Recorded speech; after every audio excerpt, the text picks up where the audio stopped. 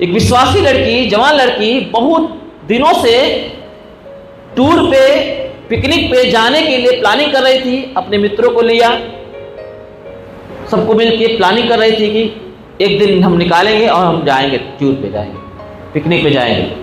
विश्वासी थी, बहुत अच्छा प्रार्थना करती थी। और जब वो पिकनिक का दिन ठहरा दिया गया और वो दिन आ गया, खूब एक्साइटेड थी, खुश थी, और खुशी खुशी होके उसका ऊपर नीचे घर था, सीढ़ी घर था चढ़ने का उतरने का, और ऊपर गई, तैयार हुई, और जैसे बैन जो है, उसके मित्र जो थे वो सब बाहर बैन पे बाहर इंतजार कर रहे थे, गाड़ी का हारन बजाने लगे। वो जल्द जल्द से उतरने लगी और उसका पैर फिसल गया सीढ़ी से और पैर मोच खा गया। हेलो, और मस्त प्रार्थना करके निकली, प्रभु मस्त ऑफर मिला है, हमने बहुत दिन से इसका इंतजार कर रही थी, आज मिला इसलिए धन्यवाद करती हूँ। और निकली प्रार्थना करके, और उसका पैर फिसला और वो गिर गई, उसका पैर मोच खा गया और वो उठ नहीं पा रही थी। बाद में पता चला कि वो नहीं जा सकती और वो कैंसिल कर दिया अपना पिकनिक। और जो है वो जो लोग थे, मित्र थे उसके, वो सब चले गए वैन से, गाड़ी से, और वो घर में जाके रो रो के प्रार्थना कर रही थी, प्रभु कितने महीने से प्लानिंग कर रही थी, कितने महीने से प्रार्थना कर रही थी कि वो दिन आए और हम जाएं पिकनिक पे, परंतु मेरा फेल हो गया। ऐसा तूने क्यों किया? हेलो, ऐसा तूने क्यों किया? वो प्रार्थना कर ही रही थी, कुछ मिनट बीते थे, न्यूज उसका टीवी चालू था, लाइव न्यूज आ रहा था, और वो न्यूज में दिखाने लगा कि जिस वैन से वो जाने वाली थी, वो वैन का एक्सीडेंट हो गया और जितने लोग थे सब मर गए। हेलो, तब सर पीट के रोना शुरू किया, तू मेरे लिए अच्छा सोचता है, आमीन, पर हमें समझता नहीं है। हालेलुया, तेरी प्लानिंग, तेरी योजना मेरे लाभ की है। यिर्मयाह की किताब 29:11 में लिखा है, जितनी भी कल्पनाएं मैं तेरे विषय में करता हूं उसे मैं जानता हूं, वो तेरे लाभ की है, हानि की नहीं है, कुशल की है। हालेलुया, अंत में मैं तेरी आशा पूरी करूंगा जो तू चाहता है, परंतु मेरे समय पे, तेरे समय पे नहीं। इतना केयर करने वाला हमारा परमेश्वर है और चाहता है कि हम उसकी इच्छा को प्रार्थना करें। मैं आपको प्रार्थना करना सिखा रहा हूं, ये टॉपिक जाएगा कई दिन, मैंने चालू किया है। हेलो, अभी हम दूसरे वचन में ही हैं। तो प्रार्थना करते हो तो उसकी इच्छा के अनुसार करो, आमीन। आप मांगते मत बैठो, मुझे ये दो, मुझे वो दो, मुझे वो दो। पता है आपके लिए जरूरत दिख रही है, शायद आपके लिए अभी जरूरत नहीं हो। हम लोग इसीलिए गड़बड़ी करते हैं और हम बोझा लाद देते हैं, हम तकलीफ में आते हैं और दर्द हम सहते हैं।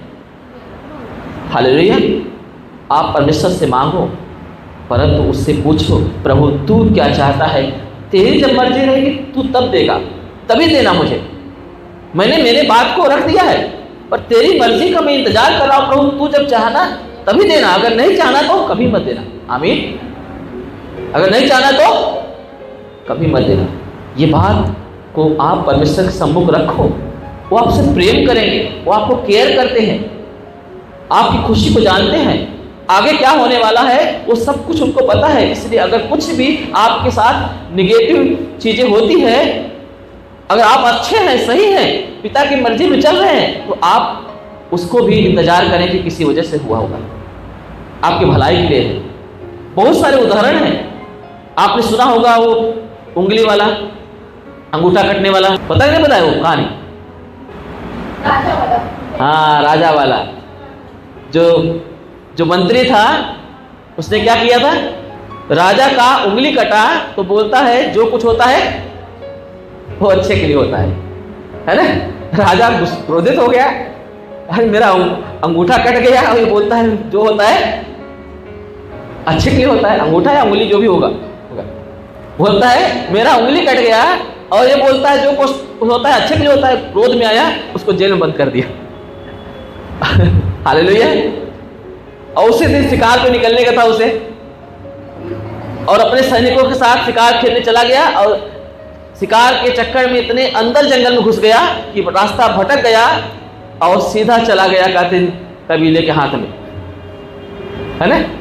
वो लोग पकड़े, राजा को पकड़े, वो वहां राजागिरी नहीं चलेगा, है ना।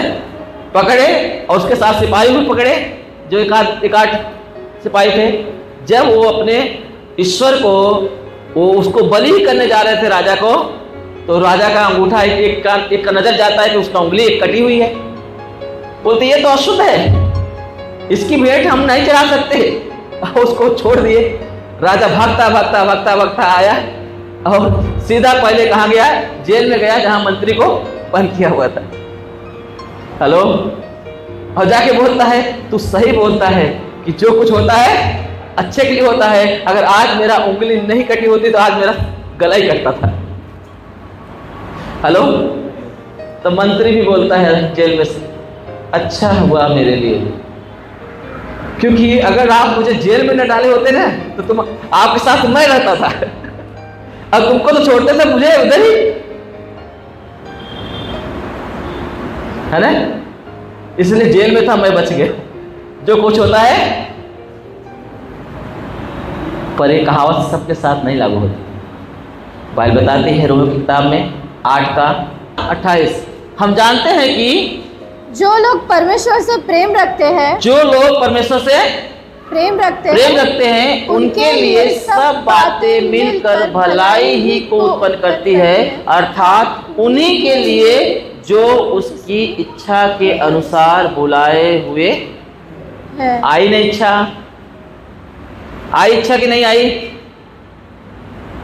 उसकी इच्छा के अनुसार। आमीन। जो परमेश्वर से प्रेम करते हैं, जो उसकी इच्छा के अनुसार चलते हैं, बुलाहट में चलते हैं, उनके लिए सारी बातें मिलके भलाई को उत्पन्न करती है। आमीन। भलाई को उत्पन्न करती है। मेरी बात समझ आ रहा नहीं आ रहा? क्योंकि दुनिया में बहुत से गुनाह पाप हो रहे हैं, वो परमेश्वर की इच्छा नहीं है। हेलो, बहुत सारे लोग नशे से मर रहे हैं, गंदी आदतों से मर रहे हैं, कत्ल कर दिए जा रहे हैं, जेल में निर्दोष होकर भी जेल काट रहे हैं। ऐसे बहुत से घटना घट रही हैं, है ना। वो परमेश्वर की इच्छा नहीं है, ठीक है। उन्होंने ईश्वर से अलग होने के कारण उनके ऊपर से परमेश्वर का सुरक्षा हटा दिया है, इसीलिए उनके साथ कुछ भी होता है वो परमेश्वर नहीं ध्यान देता। ओके, मेरी बात समझ में आ रही है? उन्हें अवसर देता है कि वो यीशु पर विश्वास करें ताकि मैं उनको सुरक्षा दूं। अगर किसी को परमेश्वर बचाना चाहता है ना, तो परमेश्वर ये गॉस्पेल को लेके जाएगा कि यीशु को पिता ने हमारे छुटकारे के लिए, उद्धार के लिए दे दिया गया। अगर तू उस पर विश्वास करेगा तो निश्चय सुरक्षा पाएगा, उद्धार पाएगा। आमीन। समझ में नहीं रहे? बाकी सारे लोग जो घटनाएं घट रही हैं वो परमेश्वर की इच्छा नहीं है। जो परमेश्वर से प्रेम करते हैं, उनकी इच्छा के अनुसार चलते हैं, उसकी इच्छा ढूंढते हैं, उनके साथ जो कुछ होगा भलाई के लिए होगा। क्या होगा? तब आपका कौन बिगाड़ सकता है बताओ, है ना। जब हम परमेश्वर की इच्छा के अनुसार चल रहे हैं तो कोई हमारा खराब भी करना चाहेगा फ्यूचर, तो कौन कर सकता है बाबा? हालेलुया। तो वो नदी की धाराएं उस तक पहुंच ही नहीं सकती, क्योंकि वो भक्त है, वो प्रार्थना करने वाला व्यक्ति है, परमेश्वर की इच्छा को मांगने वाला व्यक्ति है। हालेलुया। तो तेरा राज आए, तेरी इच्छा जैसे स्वर्ग में पूरी होती है वैसे पृथ्वी पर। अपनी बातों को परमेश्वर के सामने लाद मत दो, परंतु परमेश्वर की इच्छा को जानो, है ना। क्योंकि जितनी प्रार्थनाएं परमेश्वर की इच्छा से की जाती है उस पर वो ध्यान देता है, सुनता है। यही लिखा था ना पहला यूहन्ना की किताब 5:14 में, है ना। जो उसकी इच्छा के अनुसार प्रार्थना की जाती है। इसलिए यीशु ने आपको तरीका बताया है। आप प्रार्थना करते समय बस बोलते मत जाओ, यीशु मुझे दे, यीशु मुझे दे, यीशु मुझे दे, है ना। प्रभु जो उसके लिए उचित है वो दे। आमीन। हेलो, जब जरूरत है तब दे। मैं आज मांगता हूं, आज नहीं, जब तेरी मर्जी हो तब दे।